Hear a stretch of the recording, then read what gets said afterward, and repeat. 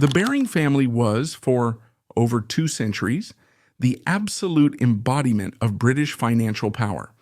They were an empire unto themselves, a dynasty of merchant bankers, founded in 1762 by Sir Francis Baring.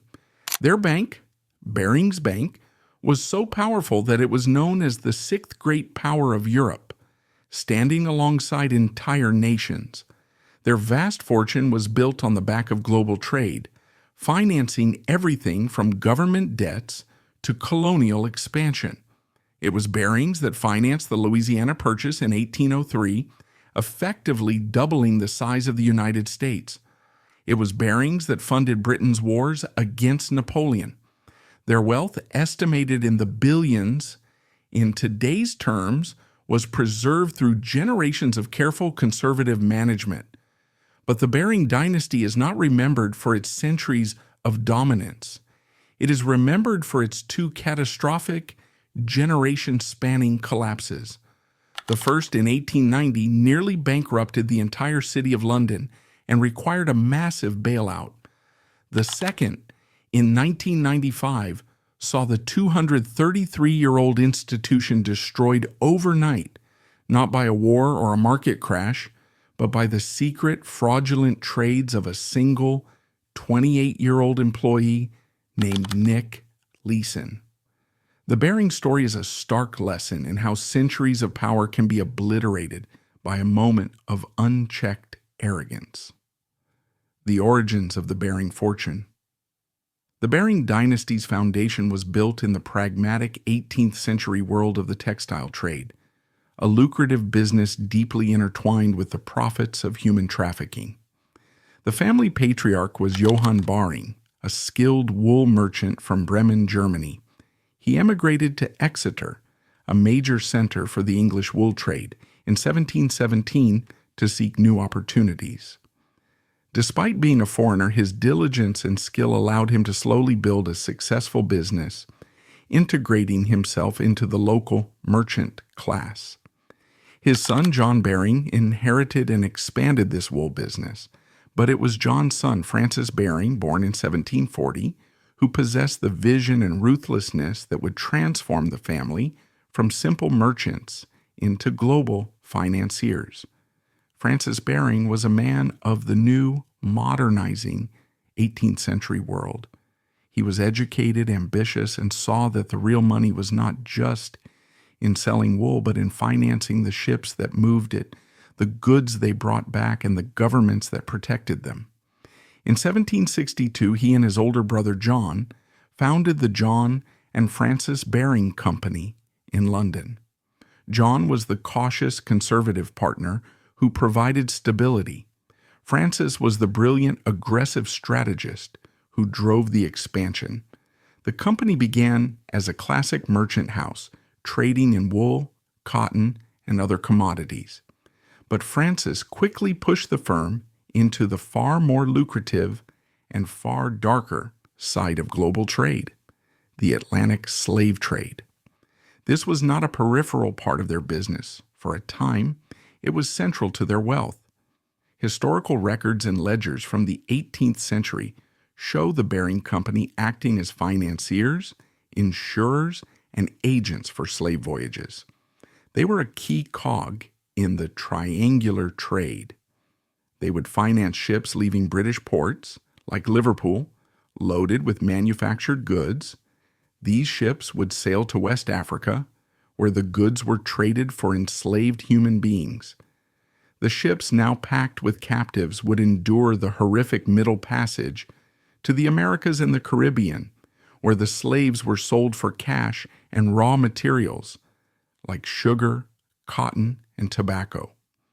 These raw materials were then shipped back to Britain, generating a massive 3-part profit for the financiers, like Barings.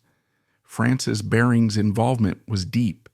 He not only financed the voyages, but also acted as a consignee for slave-produced goods and was involved in underwriting the insurance on the slave ships and their human cargo.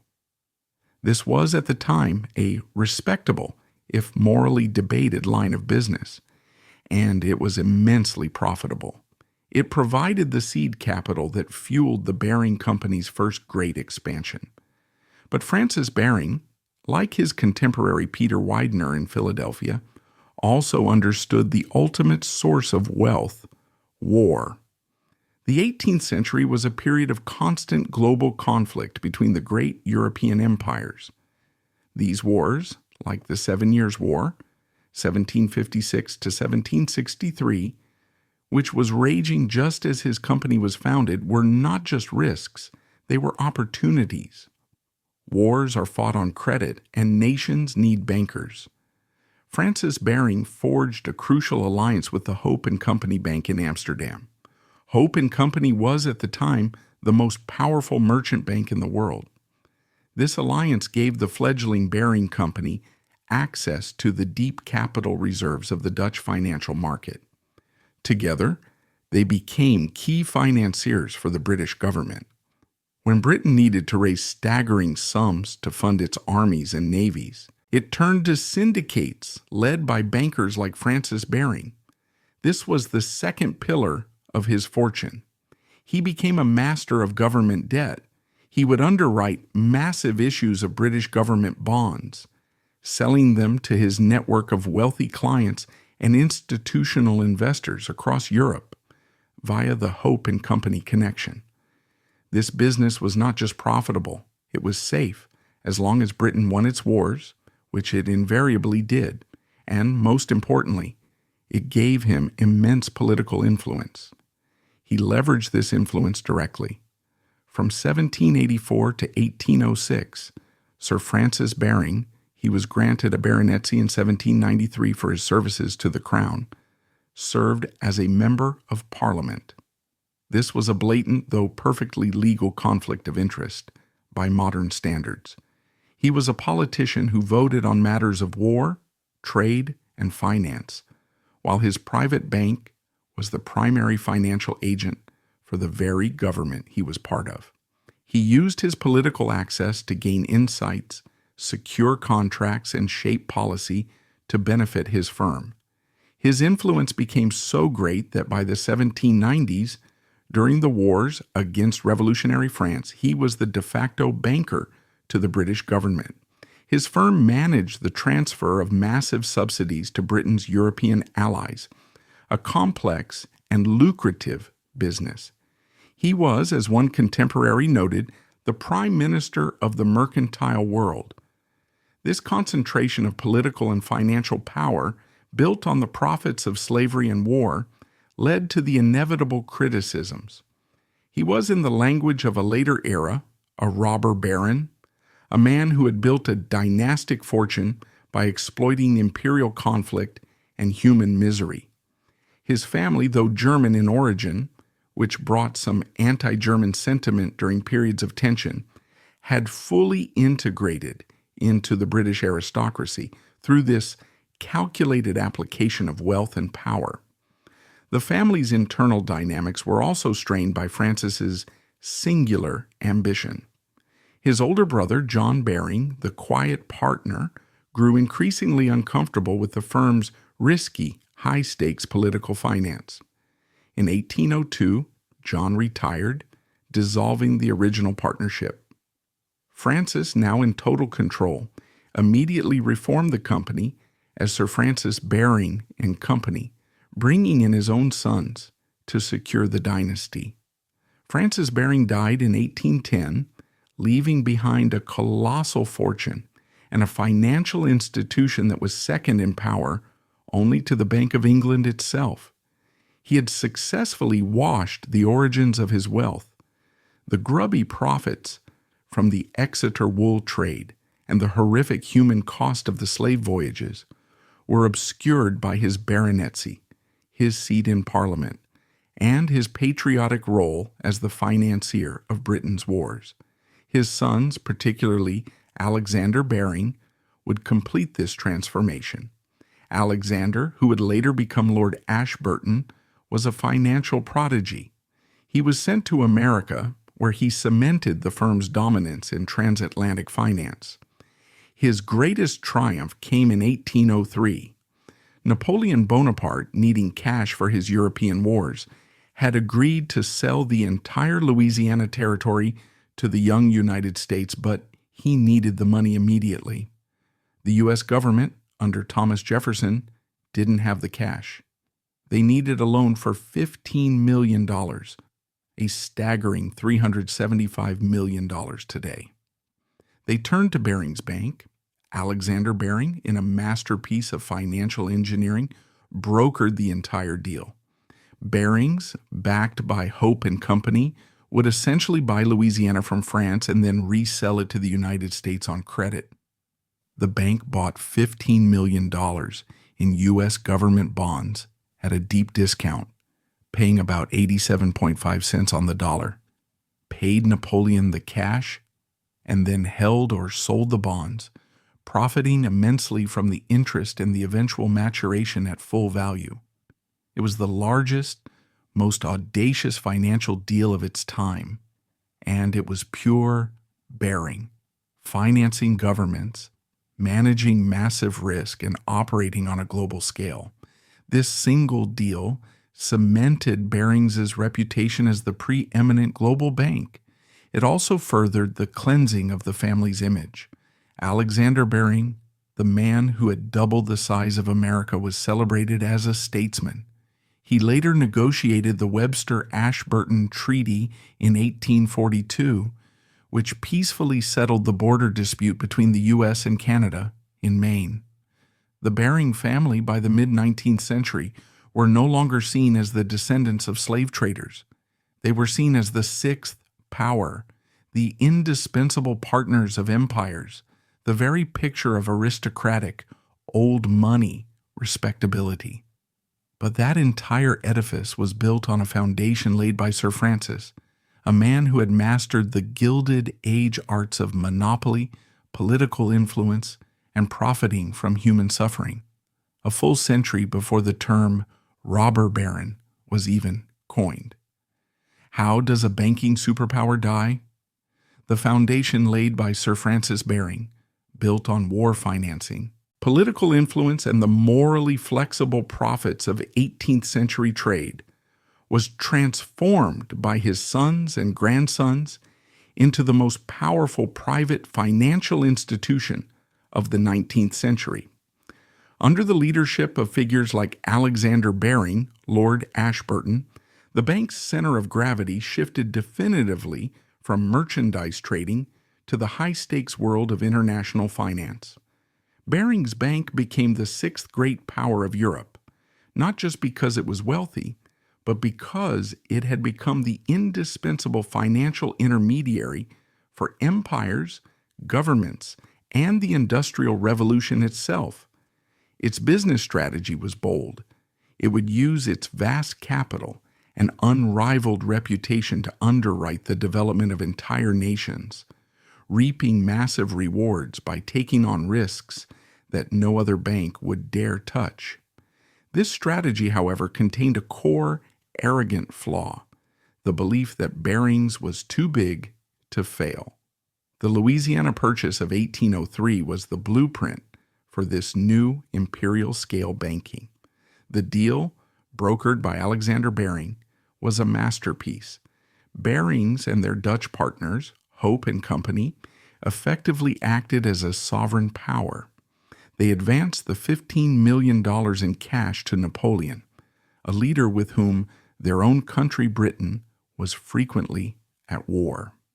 They accepted payment from the fledgling United States in the form of U.S. government bonds, a risky asset at the time.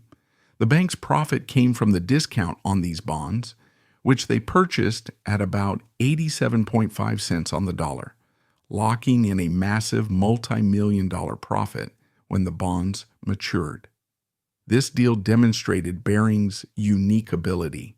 They could straddle geopolitical conflicts, finance both sides, and leverage their reputation to turn high-risk government paper into a tradable, profitable asset.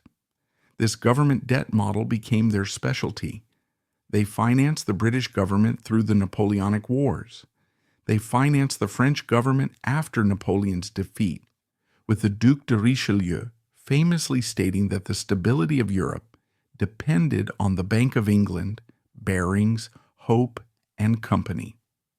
They funded the Russian Empire, the Ottoman Empire, and the newly independent nations of Latin America. When a king needed an army or a new nation needed a railroad, they came to Barings. The bank's reach extended into the American industrial expansion. They were the primary European financiers for the Second Bank of the United States. They funded the canals and later the railroads that opened up the American West. Barings was the underwriter for companies like the Atchison, Topeka, and Santa Fe Railway in the 1880s, channeling vast sums of British capital into the project, taking their profit by selling the discounted railroad bonds to their network of investors back in London. By the 1880s, Barings was estimated to control a 20% share of the entire trade between Britain and America. They also became the masters of the initial public offering, IPO. In 1886, when the immensely profitable but privately held Guinness Brewery in Dublin decided to go public, they turned to Barings to manage the float on the London Stock Exchange. The offering was a spectacular success, massively oversubscribed, and it cemented Barings' reputation not just as a bond dealer, but as the premier underwriter for the world's biggest corporate names. By the 1870s, leadership of this global empire had passed to Edward Baring, the first Baron Revelstoke. Edward was the archetype of the aristocratic banker, supremely confident, socially impeccable, and possessed of an ambition that bordered on arrogance. He held court in the bank's opulent headquarters at 8 Bishopsgate in London, known simply as the Counting House, dictating financial terms to governments across the globe. He believed in a new aggressive strategy: find the next great emerging market, pour in capital, and corner the entire nation's development. His chosen target was Argentina. Argentina in the 1880s was the America of the future. Fueled by a massive boom in wheat, beef, and wool exports, its economy was exploding. Foreign capital, primarily British, was flooding in. The Argentine government, led by the ambitious president Miguel Juarez Kelman, was embarking on a massive debt-fueled modernization campaign, building railroads, ports, and grand Parisian-style boulevards in Buenos Aires. The 1880s in Argentina were the Década de Oro, the golden decade, and Lord Revelstoke, through Barings Bank, decided he would be its sole financier. Barings went all in. Between 1885 and 1890, the bank underwrote a staggering £140 million in Argentine bonds and securities. This represented an estimated 15% of all foreign capital in the country. Barings was not just an investor, it was the investor. The bank's name was on everything: railroads, utilities, port facilities, and massive drainage and waterworks projects for the city of Buenos Aires. The business model was the same as the Louisiana Purchase, but on an industrial scale and with a fatal new twist. Barings would buy massive tranches of Argentine government bonds at a deep discount. They would then sell these bonds at a higher price, but still at a discount to their face value, to their network of wealthy investors in London, pocketing a huge underwriting fee. This was high-risk, high-reward banking. The high interest rates on the bonds, often 6% or more, were incredibly attractive to British investors tired of low yields at home. The fatal twist was in the bank's own accounting. Barings was so confident in its ability to place these bonds that it began to carry massive amounts of unsold Argentine securities on its own books. It was, in effect, buying its own product. Furthermore, it was funding these long-term, illiquid assets by borrowing short-term money on the London interbank market. This created a classic catastrophic maturity mismatch. As long as the Argentine economy boomed and London investors kept buying the bonds, Lord Revelstoke looked like a genius. But if either of those things stopped, Barings would be instantly insolvent. For a time, the profits were astronomical. Barings was at the peak of its power, the undisputed sixth great power. But Revelstoke, in his arrogance, had made two fundamental errors. He had bet his family's entire 128-year-old bank on the stability of a single volatile emerging market, and he had violated the first rule of banking. He had confused his own ability to sell an asset with the asset's actual underlying value. The House of Cards collapsed in 1890. The crisis began in Buenos Aires. The Argentine government, led by the corrupt and reckless Selman administration, had been printing money, the peso moneda nacional, to finance its spending. Inflation exploded, hitting 1,000% by some estimates. Simultaneously, a political crisis known as the Revolución del Parque erupted, a violent but failed coup attempt that shattered public confidence. The Argentine economy, which was little more than a debt-fueled bubble, burst. Suddenly, the government had no way to pay the interest on its massive foreign debts. Argentina was about to default. The news hit London like a cannonball. The wealthy British investors who held Argentine bonds with the Barings name on them, panicked. They all tried to sell at once. The market for Argentine securities instantly vanished. There were no buyers at any price, and Lord Revelstoke, at 8 Bishopsgate, was left holding the bag. Barings Bank was suddenly sitting on £21 million, the equivalent of over $3 billion today, of utterly worthless Argentine bonds that it could not sell. But the short-term loans it had used to buy those bonds were still due. Barings was in a single stroke insolvent. It could not pay its bills. The news that Barings, the Bank of Empires, the sixth power, was about to fail triggered the Panic of 1890. A failure of this magnitude would not be contained. It would set off a domino effect, taking down every other bank in London and potentially triggering a global depression. The entire financial system of the British Empire was on the brink of collapse.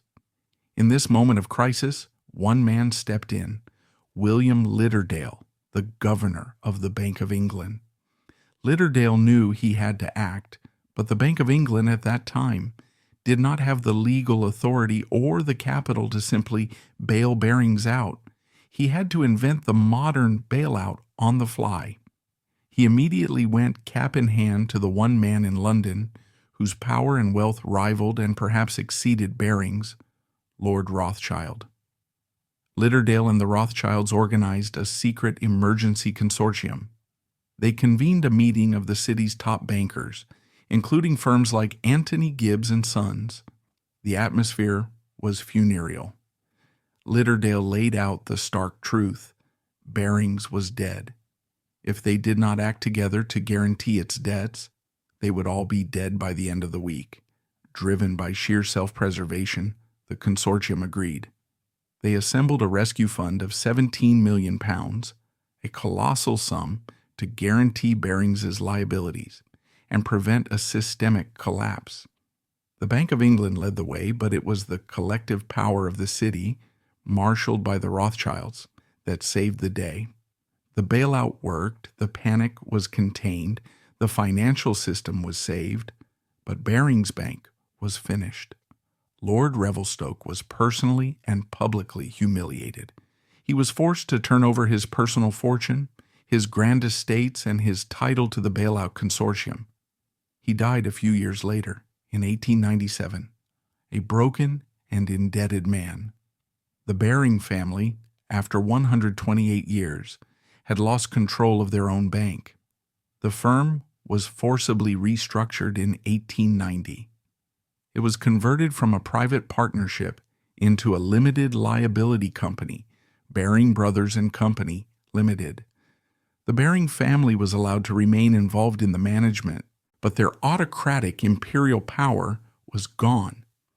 The bank was now a smaller, more cautious entity, its reputation shattered. The Panic of 1890 became a defining lesson in systemic risk. It was the first modern example of a too-big-to-fail institution whose failure threatened the entire global economy. It directly led to a strengthening of the Bank of England's role as a lender of last resort and influenced the thinking of American bankers who 2 decades later would use the crisis as a case study when designing their own central bank, the U.S. Federal Reserve. The Baring dynasty, however, had survived, but only just. They had been humbled, their arrogance checked by a brutal market reality. The bank spent the next several decades slowly, painfully rebuilding its fortune and its reputation.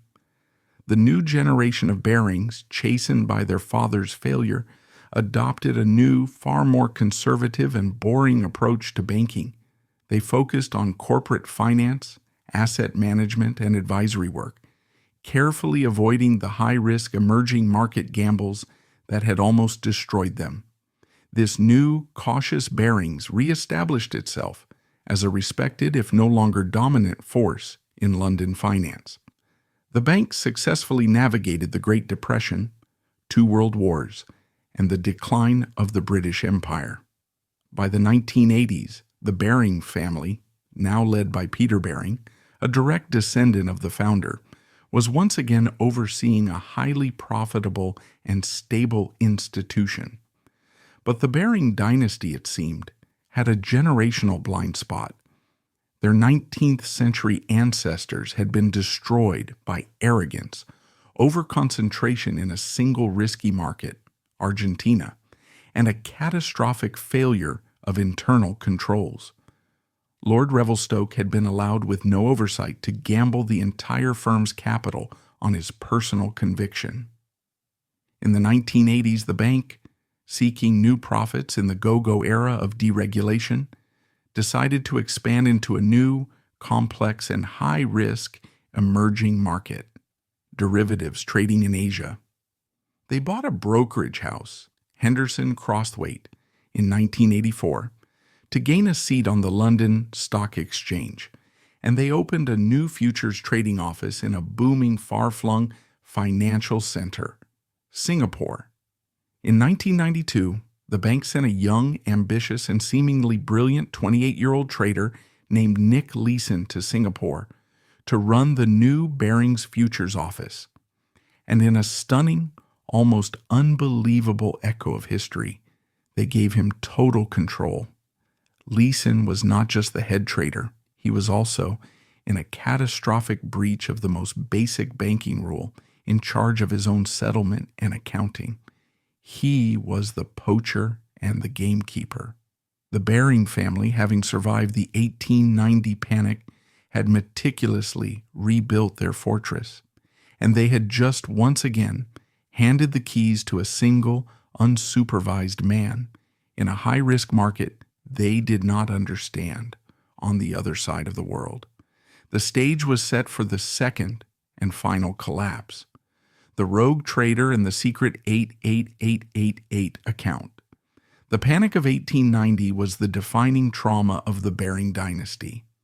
It was a corporate near-death experience that had humbled the sixth great power of Europe, stripped its leader, Lord Revelstoke, of his fortune, and forced the family to cede absolute control. The lesson was brutal. Arrogance, high-risk emerging markets, and a catastrophic failure of internal controls could destroy them. In response, the new Baring Brothers and Company Limited, rebuilt from the ashes, was a different kind of bank. For the next century, it operated on a culture of ingrained, almost tedious conservatism.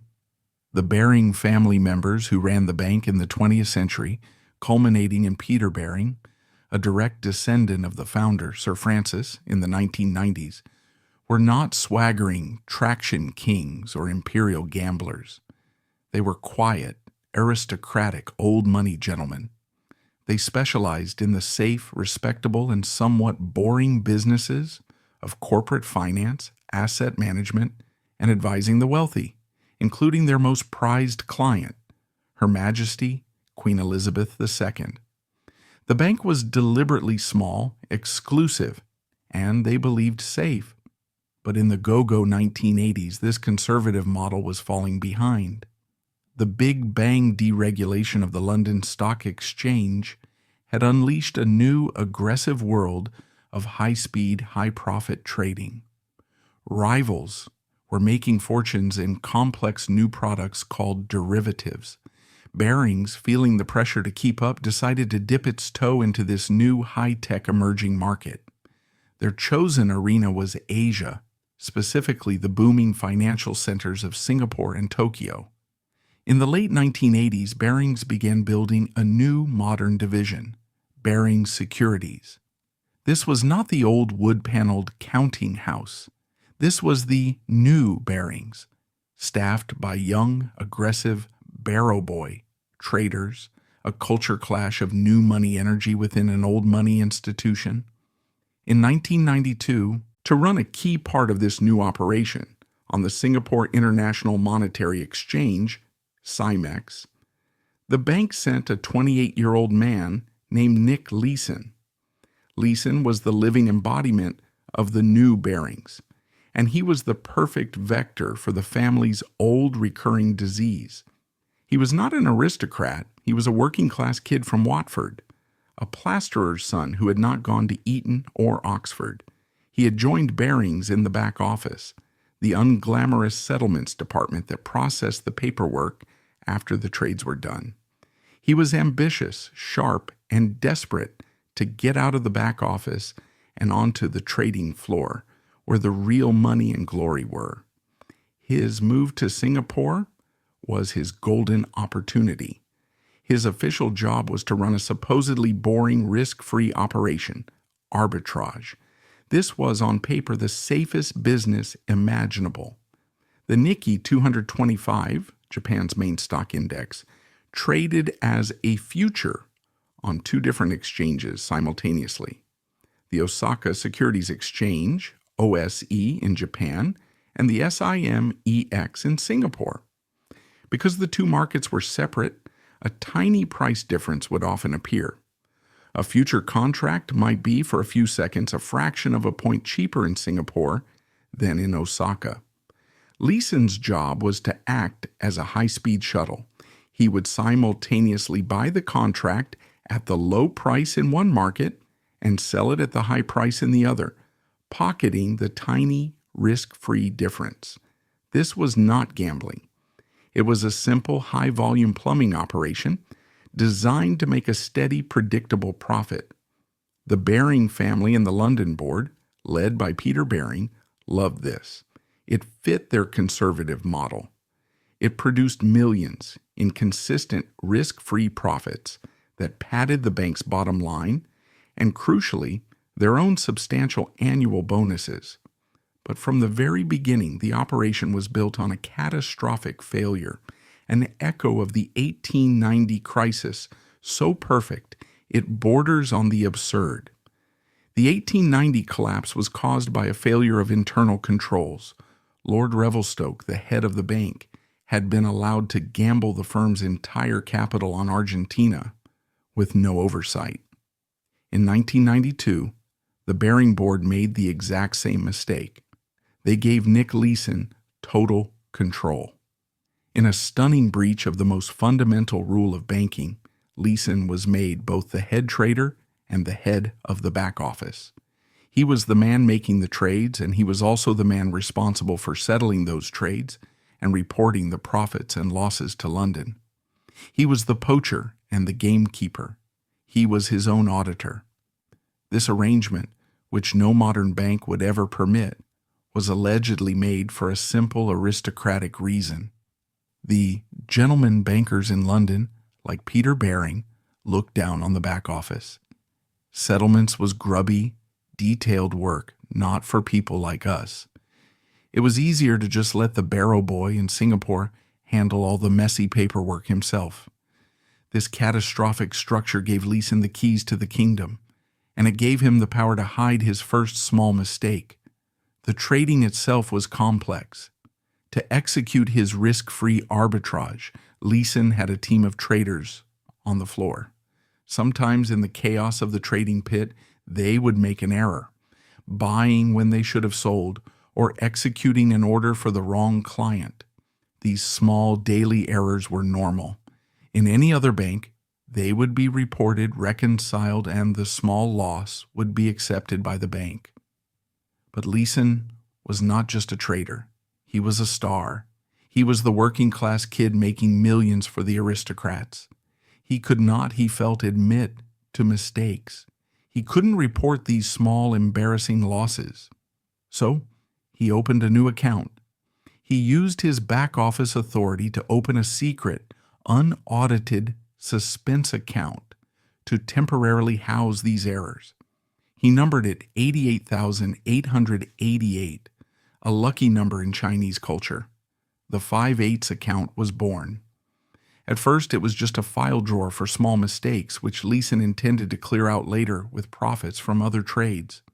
But in late 1992, a much larger, more significant loss occurred. A new, inexperienced trader on his team made a major error, accidentally selling Nikkei futures when she should have bought. It resulted in a 20,000 pound loss. This was still a tiny sum for Barings, but it was too big for Leeson to fix quietly. He was terrified of the humiliation, of telling the London board that his risk-free operation had lost money, so he didn't.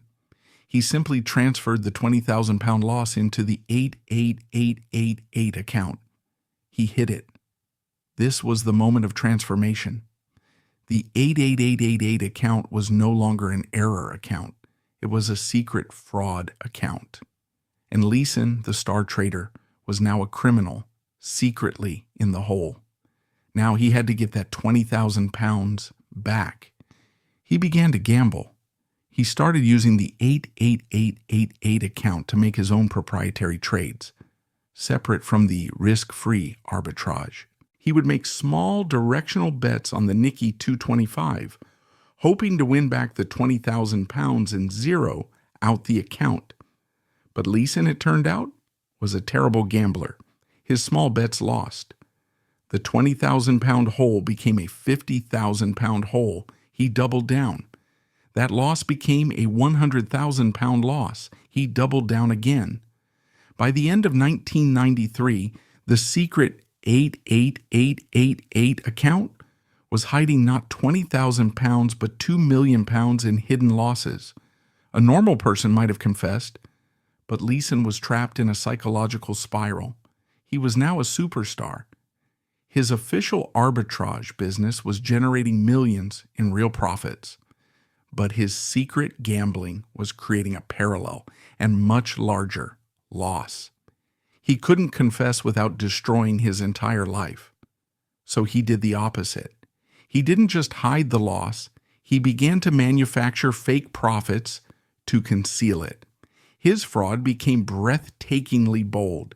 He began to invent trades out of thin air.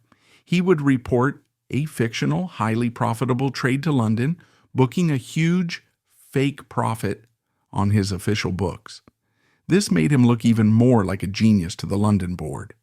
Peter Baring and the executive committee, seeing these massive profits, awarded him a 130,000 pound bonus for 1993. He was being celebrated as a hero for profits that did not exist. But this created a massive cash flow problem. His real secret losses in the 88888 account were not just numbers on a screen. They were real debts. When you lose on a futures contract, you must pay a margin call in cash to the exchange every single day.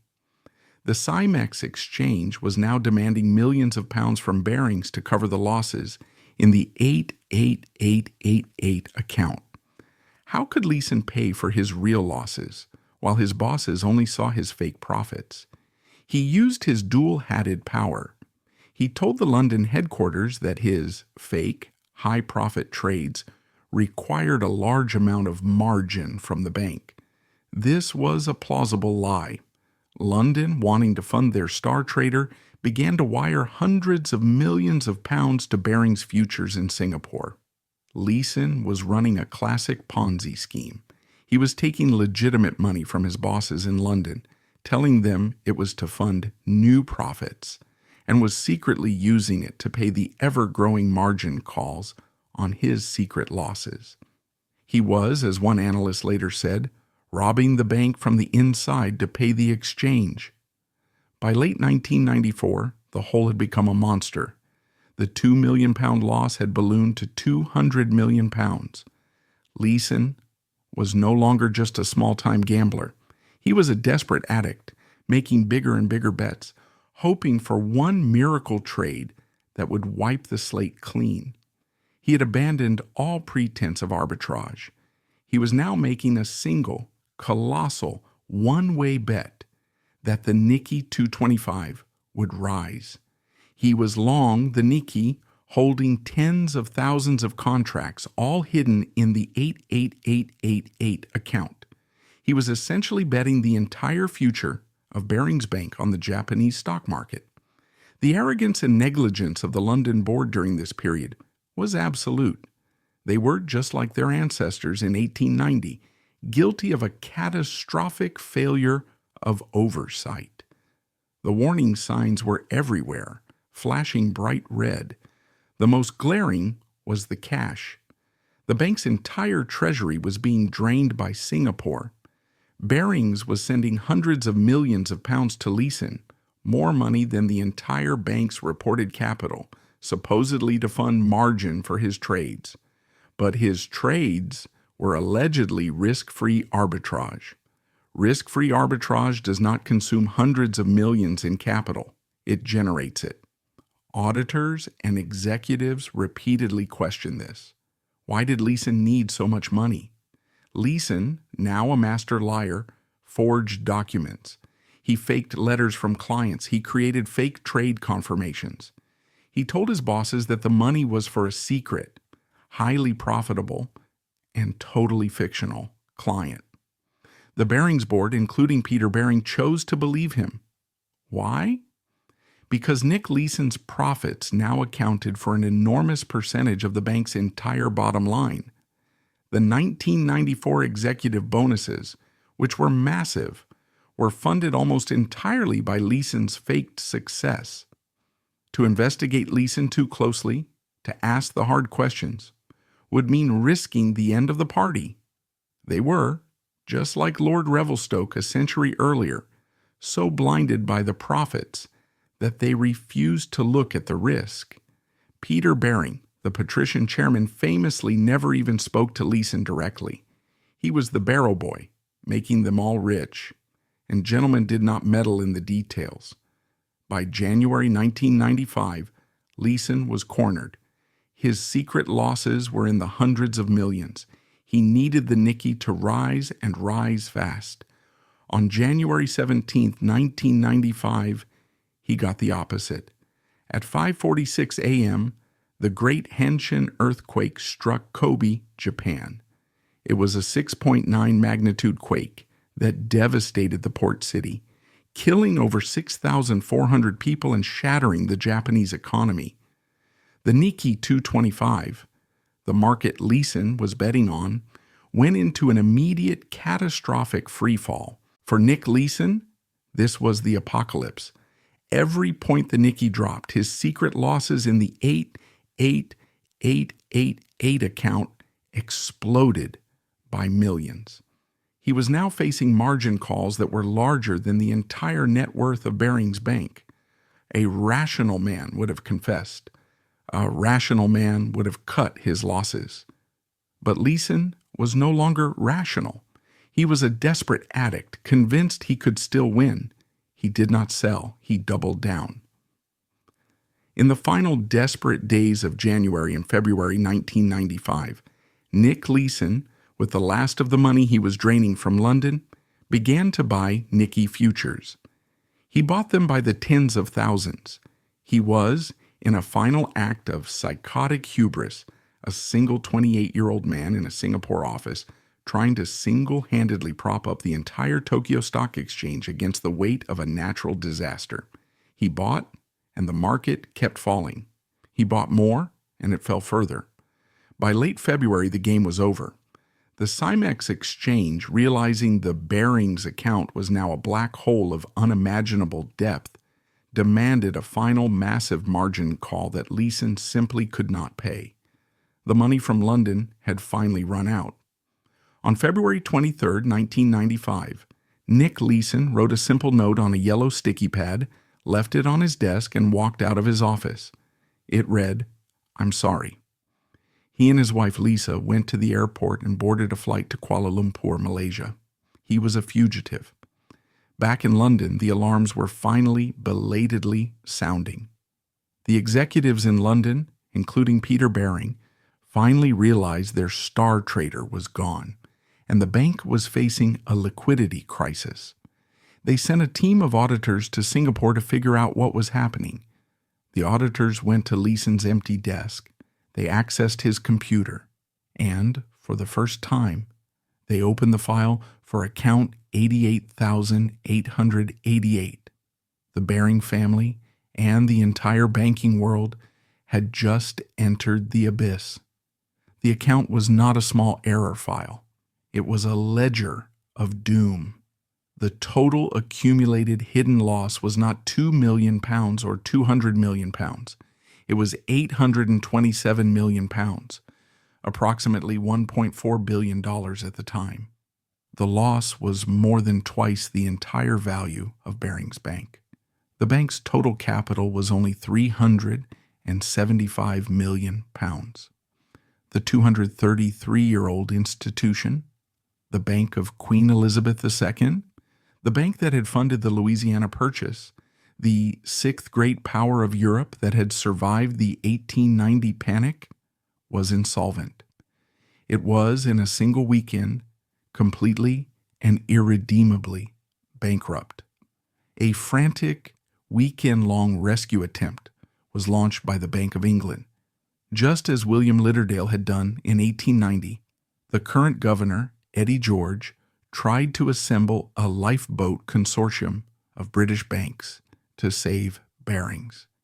But this was not 1890. The world was different. The other banks, upon looking at the scale of the derivatives black hole Leeson had created, refused. The risk was unquantifiable. They would not step in. On Sunday, February 26, 1995, the Bank of England announced that Barings Bank was bust. It was over. The Baring family was publicly and totally humiliated.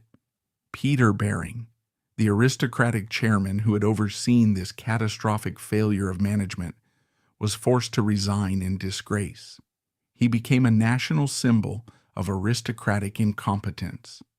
The 1,200 employees of the bank, many of whom had their life savings invested in its stock, lost everything.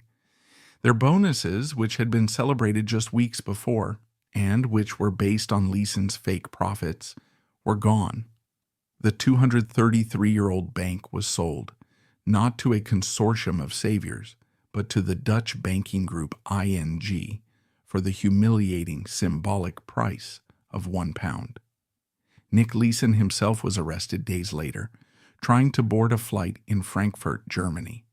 He was extradited back to Singapore, where he pleaded guilty.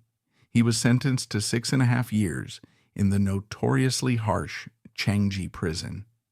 While incarcerated, he was diagnosed with colon cancer, which he survived. He was released early in 1999 for good behavior. The final verdict on the 1995 collapse was a mirror image of the 1890 crisis. It was not, in the end, about one rogue trader. It was about the failure of the Baring family and its leadership. The official Board of Banking Supervision report was a scathing indictment of the London Board.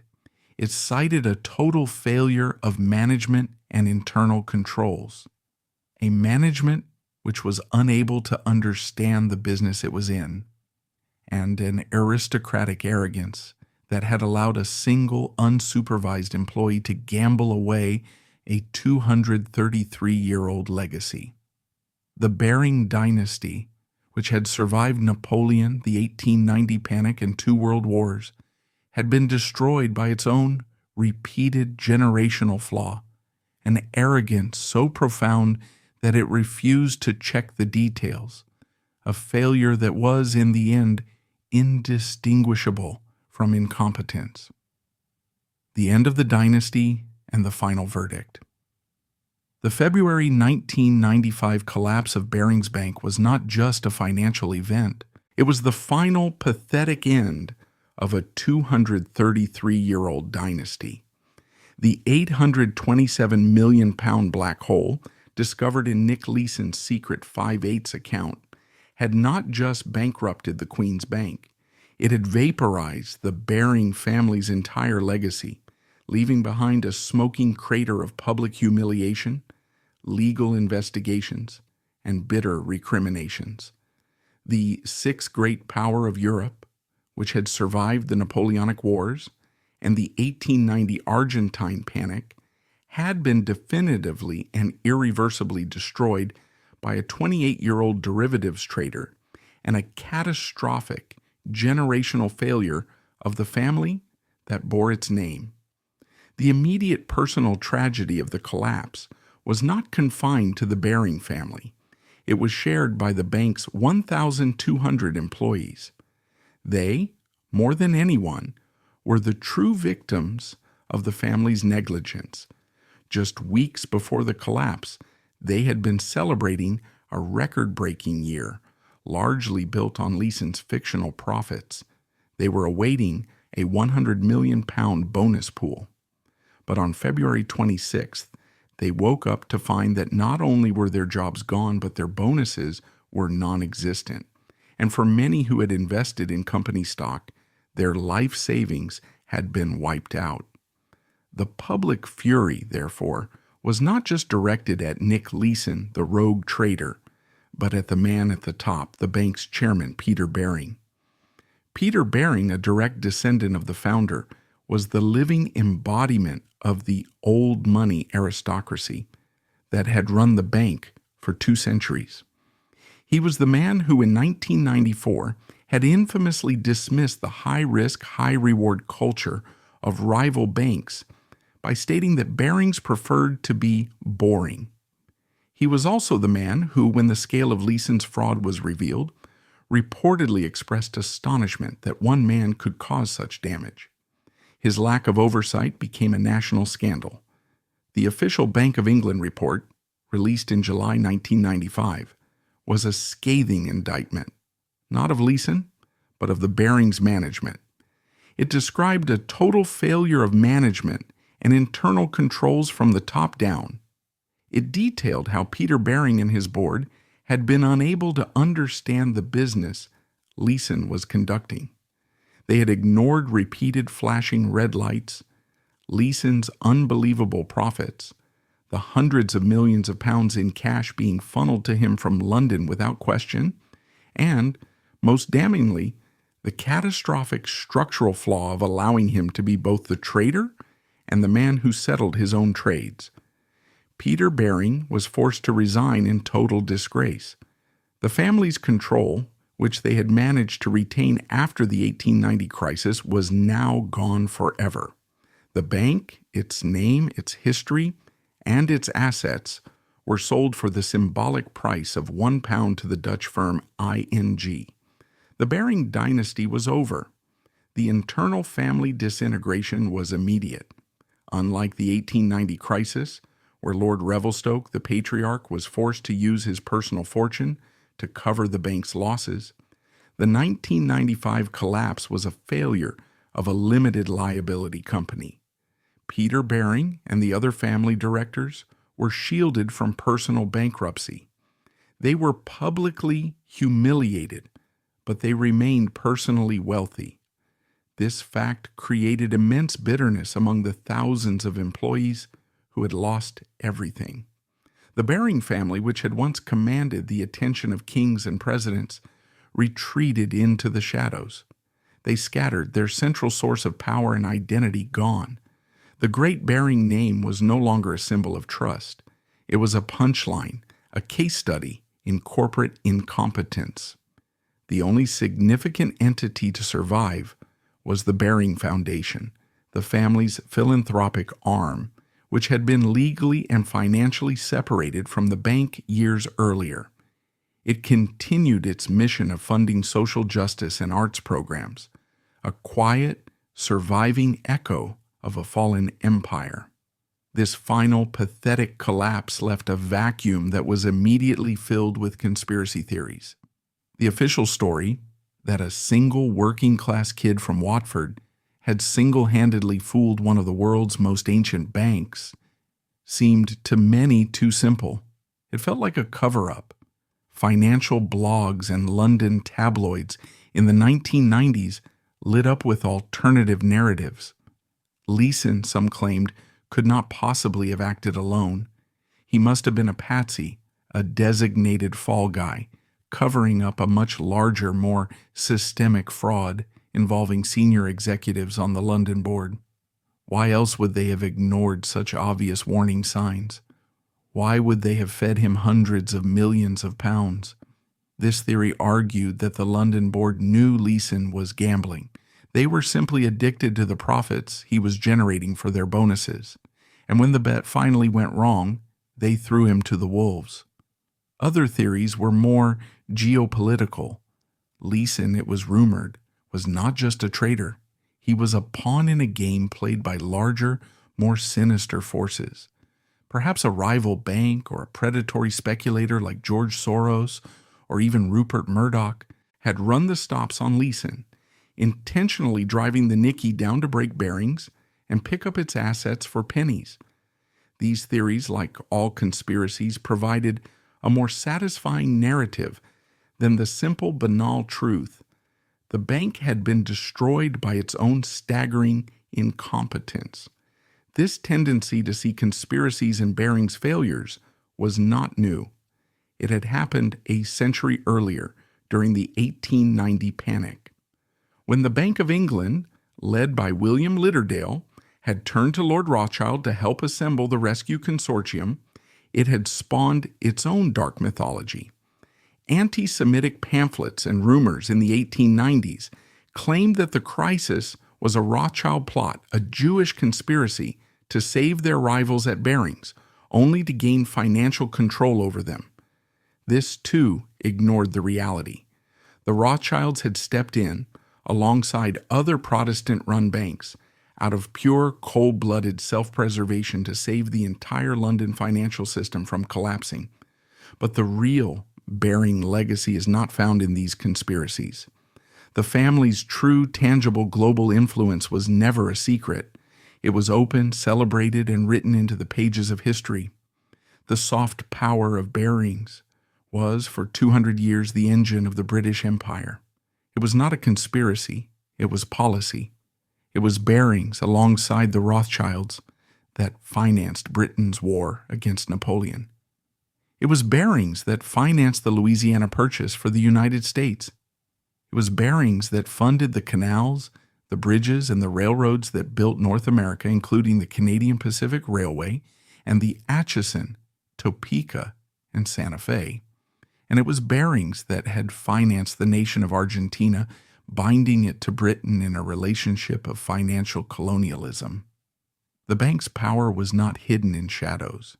It was proudly displayed on the stock exchanges and in the government records of dozens of nations. The family's philanthropic legacy, the Baring Foundation, also continues to wield real-world influence. It remains a powerful force in British civil society, funding social justice initiatives, supporting the arts, and working on climate change, a quiet testament to the respectable side of the family's vast historical wealth. But the most significant and most ironic legacy of the Baring dynasty is one of failure. The family's two great collapses in 1890 and 1995 were so total, so systemic, that they became the primary catalyst for the creation of the modern financial regulatory system. The 1890 Bering crisis became the textbook example of systemic risk. It was the first time a too-big-to-fail private bank had threatened the entire global economy. The ad hoc rescue, organized by the Bank of England, set the precedent for all future central bank bailouts. It was a core case study for the bankers, who 2 decades later would design the U.S. Federal Reserve, creating a formal lender of last resort specifically to prevent such panics. The 1995 Lehman collapse was even more influential. It was a nuclear bomb dropped on the modern financial system. It was the first terrifying proof of the dangers of a new, unregulated world of derivatives. The Bering-Lehman scandal became the #1 case study at every business school and regulatory agency in the world, demonstrating the concept of operational risk. The disaster led directly to sweeping global reforms, including the Basel II Accords, which for the first time forced banks to hold capital reserves not just against market risk, like a bad bet on Argentina, but also against internal risk, like a rogue trader, failed audits, or a corrupt management. The entire modern system of internal bank controls, the sacred non-negotiable wall separating the front office trading from the back office settlements, was built on the ashes of Barings Bank. This is the final verdict on the Baring dynasty. They were not victims of conspiracies. They were victims of their own generational arrogance. The family's story is a perfect tragic loop. In 1890, they were destroyed by Lord Revelstoke, an aristocrat who believed he was too smart to fail, who gambled the entire bank on a single high-risk emerging market. A century later, in 1995, they were destroyed by Peter Baring, an aristocrat who believed he was too gentlemanly to meddle in the grubby details of oversight. Both men, separated by 100 years, embodied the same fatal Baring flaw, a profound aristocratic detachment that mistook incompetence for superiority. They were the 6th great power of Europe, a dynasty that had financed wars and built nations. And in the end, that 233-year-old legacy was annihilated, not by a rival empire or a market crash, but by its own culture and a 28-year-old working-class trader in a back office pushing send on a keyboard.